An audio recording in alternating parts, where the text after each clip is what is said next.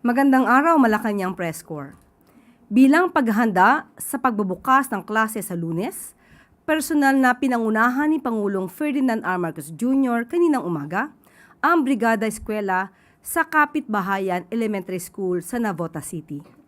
Sa kanyang pagbisita, binigyan diin ng Pangulo ang kahandaan ng pamahalaan at ang whole-of-government approach upang masigurong ligtas at matiwasay ang pagbubukas ng pasukan sa June 8. Ayon sa Pangulo, kailangang handa ang mga paaralan upang maging ligtas, inklusibo at learner-friendly ang mga ito para sa mga guro at estudyante. Binigyan diin ng Pangulo ang kanyang tiwala at kumpiyansa sa kahandaan ng Department of Education sa pagbubukas ng klase sa pangunguna ni Secretary Sani Angara. Ang utos ng Pangulo, tiyaking handa ang mga paaralan sa pagbubukas ng klase sa Lunes upang hindi mabitin ang mga kabataan sa kanilang pag-aaral. Si Pangulong Marcos Jr. na malapit sa mga bata ay bumisita sa Tara Basa Session na programa ng Department of Social Welfare and Development sa pangunguna ni Secretary Rex Gatchalian. Ibinahagi rin ng Pangulo ang kwentong pinamanggatang Ang Matching at Ang Pagong kasama si Secretary Angara. Namigay din ang Pangulo ng mga teddy bears sa mga grade 1 learners at bumisita sa mga booths na sumusuporta sa mga programa ng pamahalaan na nag-aangat ng kalidad ng edukasyon sa bansa. Nakibahagi rin ang Pangulo sa pagpapaganda ng paaralan sa pamamagitan ng pagpintura at pag-ayos ng mga silid-aralan at inspeksyon ng 16 na CCTV cameras upang tiyaking ligtas ang mga kabataan. Kasama rin ng Pangulo sa Brigada Eskwela ang tupad beneficiaries ng Department of Labor and Employment sa pangunguna ni Acting Secretary Francis Tolentino.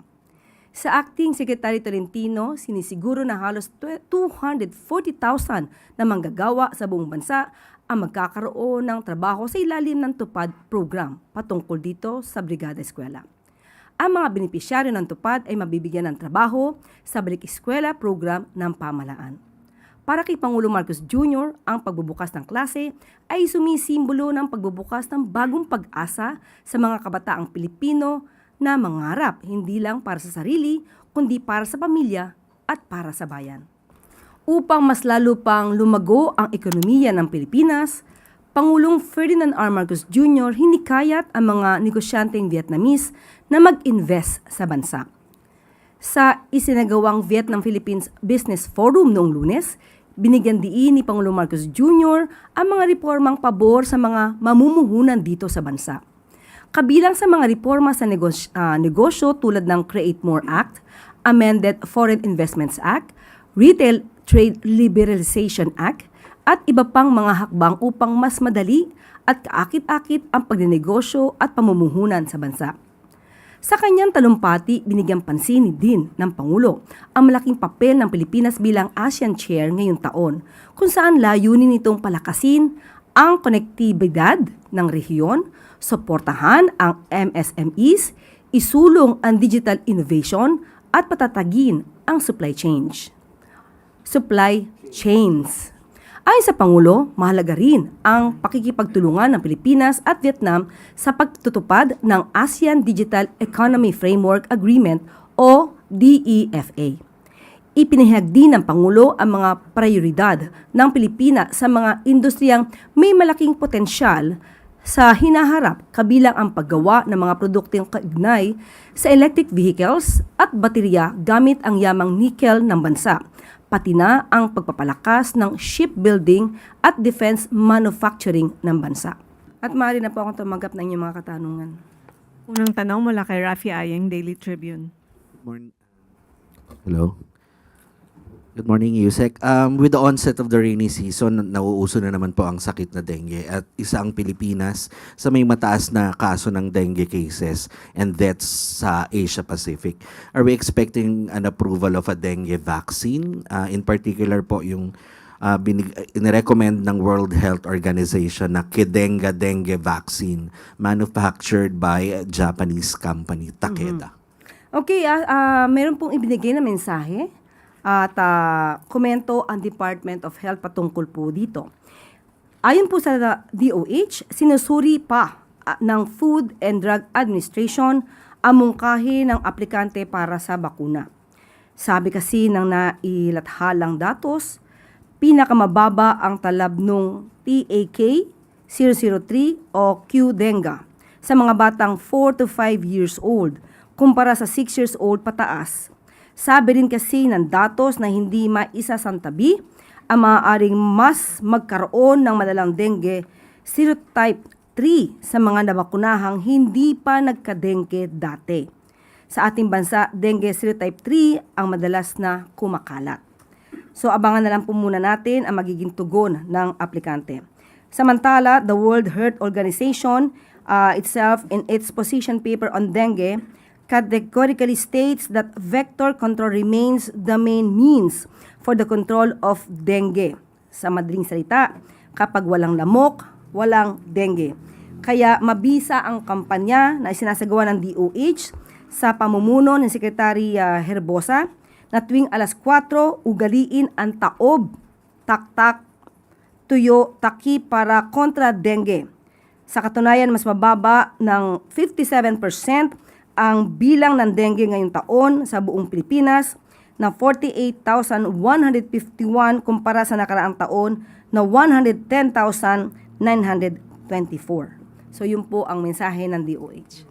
And in the relation naman po sa rainy season, is the government ready naman sa inaasahang pagbaha muli? At itutuloy ba ng Department of Public Works and Highways sa mga natenggang flood control projects kahit questionable ang mga ito?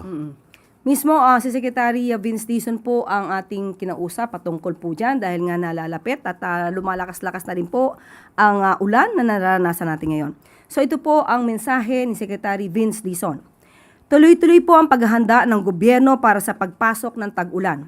Hindi po pinapangako na hindi nababaha. Pero ang assurance ay nagtutulong-tulong ang mga concerned agencies to ensure na mas mabilis humupa ang tubig baha at siguruhin hindi ito natetenga ng matagal katulad ng dati. Yan po ang isinasagawa sa utos ni Pangulong Marcos Jr. kaugnay na rin sa Oplan kontra baha. Sa katunayan, may mga nakita na tayong positive effects sa mga lugar within Metro Manila na ginawa na natin ng intervention. Kabilang dito ang drainage improvements sa G. Araneta Avenue papuntang E. Rodriguez. Yung mga residente doon ay nagbigay na po at nagsabi ng positive feedback dahil nung nag-uulan ay mas tuloy-tuloy na ang pagbagsak ng ulan sa mga drainage na dati ay naiipon at siyang nagiging dahilan ng lagpas taong baha sa lugar. Ganon din sa A. Bonifacio Avenue at Taft Avenue. Natapos na rin po ang drainage improvement projects at naibalita na rin na mabilis bumaha pero humupa ang tubig sa Taft Avenue at UN Avenue. Tuloy-tuloy din ang dredging activities. Hindi rin tumitigil ang DPWH since November 2025 na mag-clearing at declogging ng mga waterways. Mabilis din nagde-deploy ang DPWH ng mga maintenance crew sa mga lugar na binabaha nito mga nakaraang araw. So sa mga natetenggang proyekto naman ay tuloy-tuloy pa rin po at priority ito na tapusin ng DPWH. Sunod na tanong mula kay Samuel Medinilla, Business Mirror. Good afternoon, ma'am. Kung hingi lang po kami ng update kung may ongoing investigation pa rin po yung DPWH doon sa mga flood control project anomalies na na-disclose ni President last year po. Sa ngayon po, nakausap din po ulit natin si Secretary Vince at sinabi po nila na ang kanilang mga na-sumiti or rather na nag-gather na facts ay isinapinti na po sa Ombudsman. So sa ngayon po, ang Ombudsman po ang patuloy na nag-iimbestiga dito. At of course, kung may makikita pa rin po silang iba pa na mga proyektong hindi gumagana, ito naman po ay kanilang iimbestigahan pa rin. Pero clarify ko lang po, wala po silang nakitang existing na flood control projects na anomalies po. Flood control project anomalies. Bukod po dun sa nasubmit nila dun sa Ombudsman. Sa ngayon, wala silang binigay sa ating update dahil ang mga na-gather nila ay isinumite na sa mga investigating bodies. Tapos, yung pong na-inform na po ba si Pangulo dun sa dun sa info na yun dun sa flood control projects? Kung na-inform na po si Pangulo.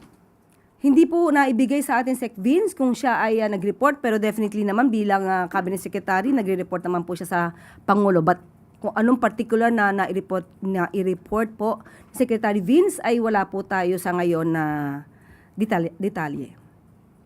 Thank you po. Sunod na tanong mula kay Katrina Domingo, ABS-CBN.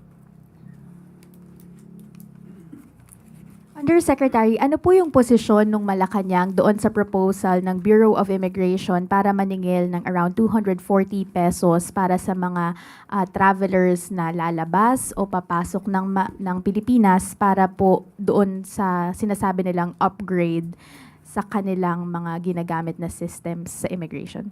Sa ngayon po ay ito'y proposal pa lamang po according to Commissioner Joel Anthony Viado. So wala pa po itong anumang desisyon, wala pa pong nararating ito. Ito ay mere proposal.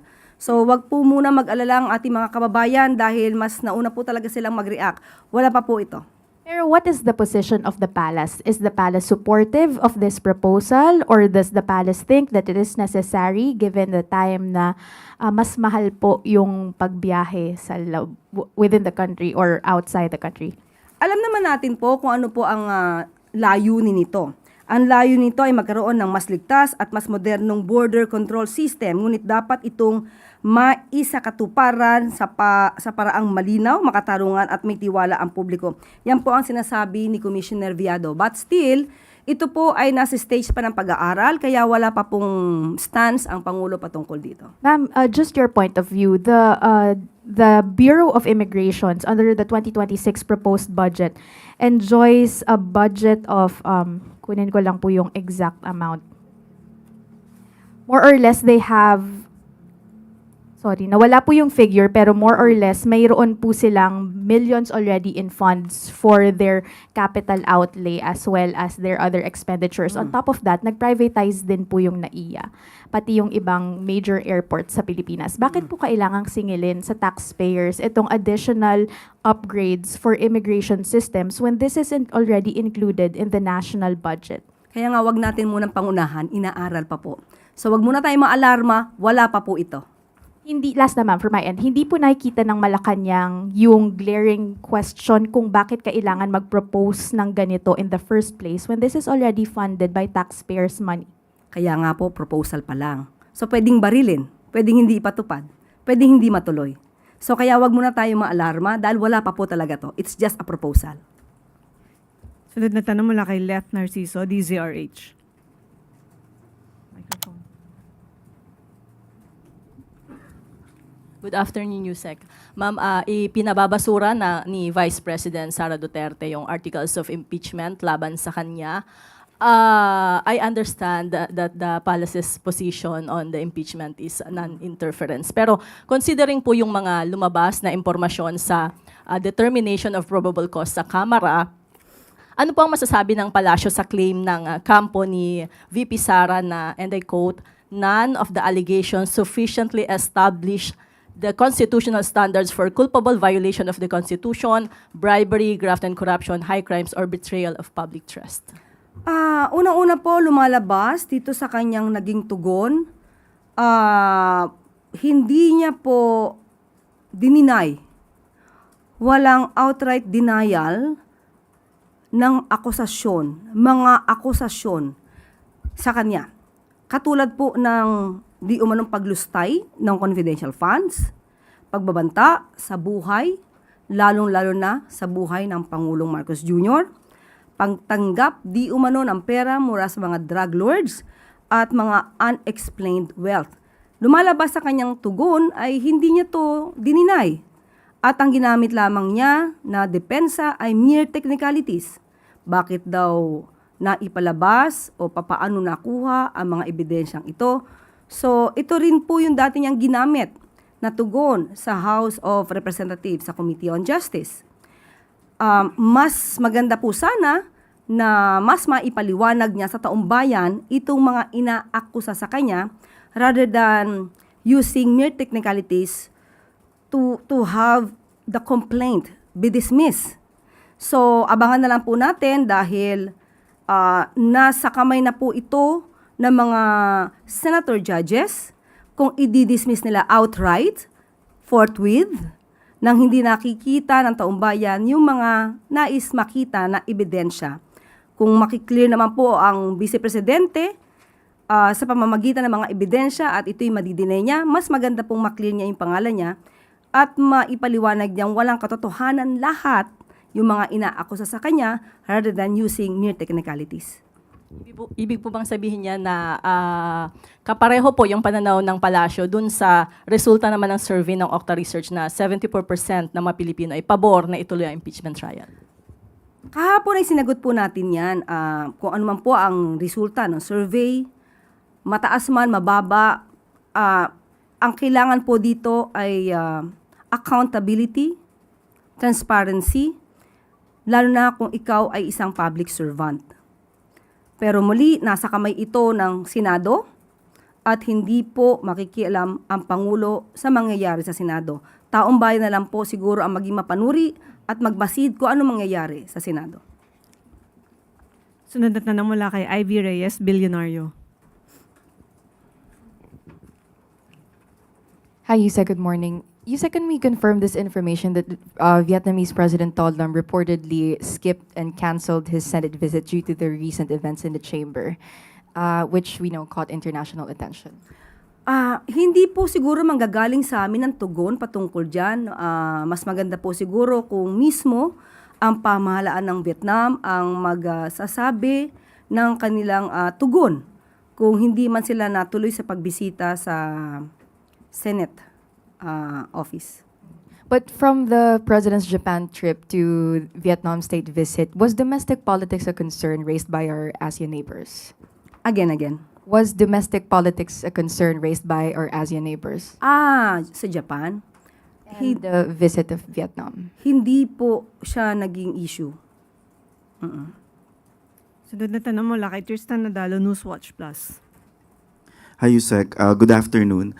Initially, Malacanang welcomed the idea of Senator Jinggoy Estrada's voluntary surrender. But as the situation unfolded yesterday, you have DILG Secretary John Vic Remulla clarifying that the senator was arrested and did not surrender. There was also a video showing heated exchanges between Secretary Remulla and Senate President Alan Peter Cayetano.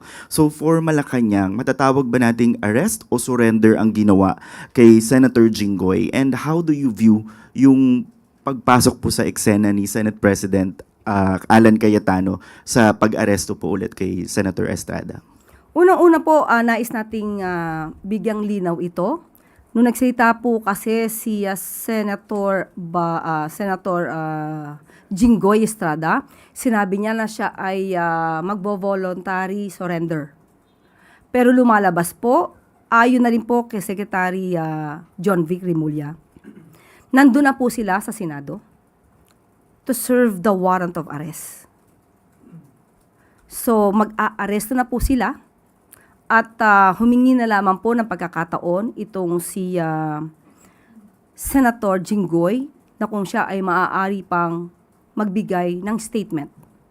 So, in other words, nauna po ang pagsisilbi ng warrant of arrest bago sa kanyang press con ni Senator Jinggoy Estrada. So matatawag po itong pag-aresto dahil hindi po voluntaryong pumunta si Senator Jinggoy Estrada mismo sa mga law enforcers, hindi pumunta sa CIDG, sa PNP, o sa korte sa Sandigan Bayan. So tama po ang pananaw ni Secretary John Vic na hindi po ito voluntary surrender kung hindi pag-aresto. At yung tungkol kay Senator Alan Cayetano, makikita niyo po na sa eksenang yon, hindi po ibinibigay ng kusa dahil hawak po literally ni Senator Alan Cayetano si Senator Jinggoy Estrada. At nagkaroon lamang ng pagpipigil itong si Secretary John Vic. Pinigilan niya na makalabas si Senator Jinggoy Estrada. In other words, wala pa sa kustodiya nila na matatawag itong si Senator Jinggoy habang nakikipagtalo si Senator Alan Cayetano. So, yung voluntariness was negated sa mga ganong akto. But can we consider that po as obstruction of justice? Hindi naman siya obstruction of justice, di naman niya tinago, nagkataon lang na pinipigil niya dahil siguro iniisip niya siya ang Senate President, nasa lugar niya siya, at ang sinasabi nga niya ay this is not for Senator Jinggoy but for the institution. Last na lang po. So dahil po nangyari yung pag-aresto kay Senator Jinggoy, wala rin pong nangyaring sesyon kahapon. And the Senate minority calls it a boycott of duty because they don't see yung pag-aresto po kay Senator Estrada as a justifiable reason not to hold session dahil may mga responsibilidad pa rin po sila. Given kung magpapatuloy po yung ganitong pangyayari sa Senado, how is this affecting yung, syempre po yung pagpupush ng mga legislative priorities ng administration and yung mga trabaho rin po nila dapat para sa taong bayan? Katulad din po na sinabi ko noong mga nakarang araw, sa parte po ng Pangulo, sa parte po ng Ehekutibo, wala pong magiging issue. Kahit sino po ang leader sa Kongreso, makikipag-ugnayan, makikipag-cooperate ang Ehekutibo para lamang maipasa ang mga priority bills para sa taong bayan. Ang Pangulo po ay hindi isipin ang sarili, hindi isipin ang sariling interes. So, iyan po ang itanong natin sa Senado dahil tama po, hindi naman po kinakailangan na hindi magtrabaho kahapon dahil maski na po ang paghatid at pagsama kay Senator Jinggoy Estrada bilang kaibigan ay nararapat lamang. Pero hindi po kinakailangang talikuran ang sariling mandato para lang sa ganitong klaseng issue. Follow-up question mula kay Lizelle Pardilla, PTV. Good morning po, Yusek. Yusek, Senate President Cayetano insisted not to implement the warrant of arrest within the Senate premises, pero nangyari pa rin po. Would it set a possible precedent for possible future arrests sa mga senators to be carried out within the Senate if necessary, kahit po na pinapalaga ng Senate leader sa ngayon? Unang-una po kasi, alam naman po nila na kapag ang isang crime na kung ang isang senador ay involved sa isang crime at may warrant of arrest at ang crime na to, ang penalty ay maaaring imprisonment of more than 6 years, alam nila na pwede itong arestuhin. So, hindi po nga kailangan na sila ay humadlang, mas magandang makipag-cooperate sila sa mga law enforcers. Yun po ang tamang proseso at yun po ang may paggalang sa bawat institusyon. Follow-up question, Ivan Mayrina, GMA7. Ma'am, sa statement na inilabas ni Senate President Cayetano, he is framing this issue as a battle for Senate independence. Ang implication po nito, may pakikialam ang executive, ang Malacanang, sa affairs ng Senado. Your statement, Yeah, please. that's why. Senate independence. Independence from what? Ano ba ang pinapalagan ni Senator Alan Cayetano? Saan ba nakialam ang Pangulo? Tama lamang po na i-serve ang valid warrant of arrest. Ang ibig po ba niyang sabihin kapag nagsisilbi po ng valid warrant of arrest sa Senado, sa mga itong klaseng crimes, ay dapat hindi isilbi? So yun ang tanong. So papaano magkakaroon ng pagtutulungan, kooperasyon, ang bawat sangay ng gobyerno kung merong magmamataas, merong hindi tutupad sa batas, at merong maghahari-harian? Hindi pwedeng ganun. Lahat po dapat patas. Sunod na tanong mula kay Leth Narciso, DZRH. Ma'am, dahil apektado nga yung trabaho sa Senado, 2 araw na lang po bago yung Senate adjournment ng Kongreso, may hinihintay ba ang palasyo na priority bills na dapat maaprubahan mula sa Senado? Sa ngayon, alam naman po natin kung ano yung mga priority bills, hindi lang 2, hindi lang 1, hindi lang 3, marami po.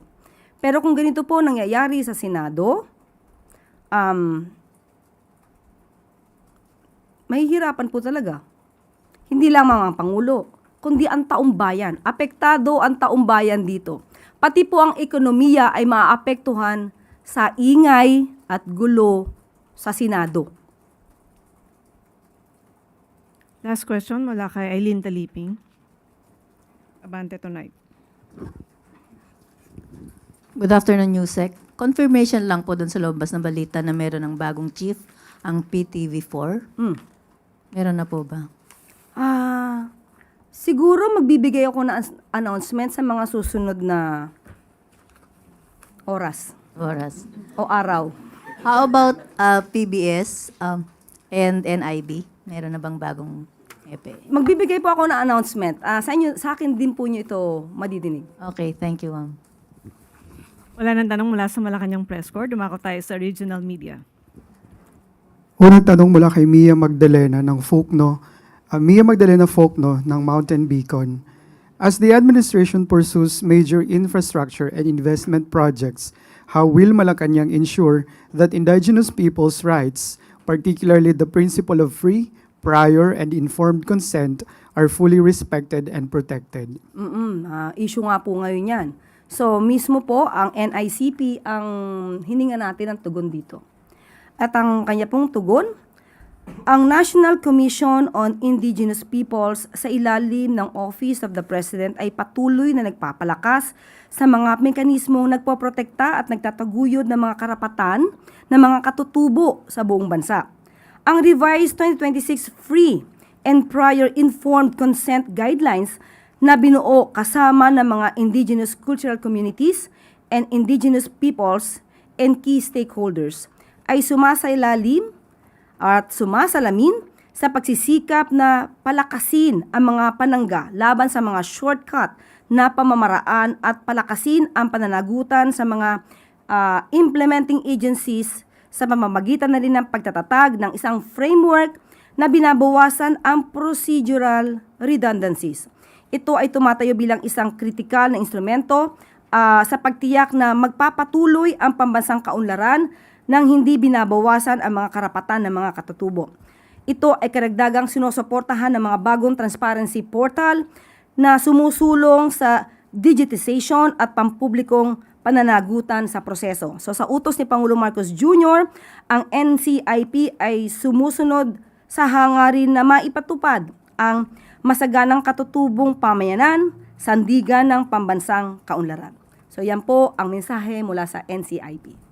Huling tanong po sa Caraga Region mula kay Clyde Hikilan ng AWR Hope Radio. Yusek, the Palarong Pambansa, which was held in the province of Agusan del Sur, concluded just last week. During the opening ceremonies, the President announced that the government would provide incentives to young athletes who win medals. Aside from these incentives, are there any other programs, support mechanisms, or forms of assistance being planned by the government to further strengthen the training, development, and participation of our young athletes who will represent the country in international competitions? Good news po ito. Ito po ay ayon mismo kay DepEd Secretary Sonny Angara. Ang sabi po niya, ongoing yung funding ng hundreds of sports clubs sa mga schools with the help of OP/PSC. May upgrading of the school exercise facilities din ang PSC na inutos po ni Pangulong Marcos Jr. Last year pa po ito inutos. Nung nagkaroon po ng inaugurasyon ang PSC facilities sa Ultra.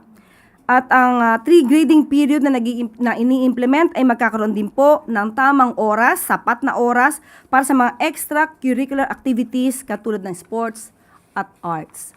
So yun po ang magandang balita mula kay Secretary Sonny Angara ng DepEd. Balik sa Yusek Claire. Maraming salamat. Alinsunod sa kautusan ni Pangulong Ferdinand R. Marcos Jr. na palakasin ang turismo at mahikayat ang mas maraming turistang Vietnamese sa Pilipinas. Isang kasunduan ang nilagdaan ng Department of Tourism at Ministry of Culture, Sports and Tourism ng Vietnam nung state visit ni President To Lam nung Lunes.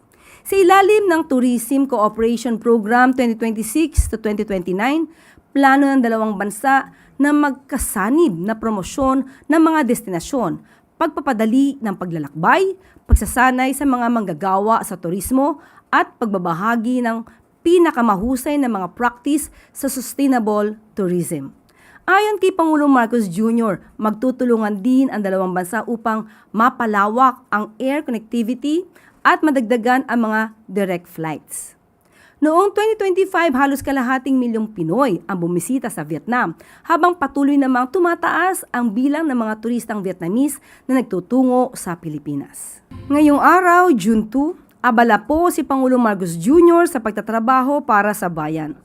Kaninang umaga, pinangunahan ng Pangulo ang Brigada Eskwela sa Kapitbahayan Elementary School sa Navotas City. Mamayang hapon, pangungunahan ni Pangulo Marcos Jr. ang meeting sa Malacanang kasama ang Department of Energy at iba pang ahensya upang pag-usapan ang energy concerns sa bansa, partikular na ang power supply at grid conditions sa Luzon at Visayas. Pangungunahan din ng Pangulo ang 9th Philippine Space Council meeting mamayang hapon sa Malacanang.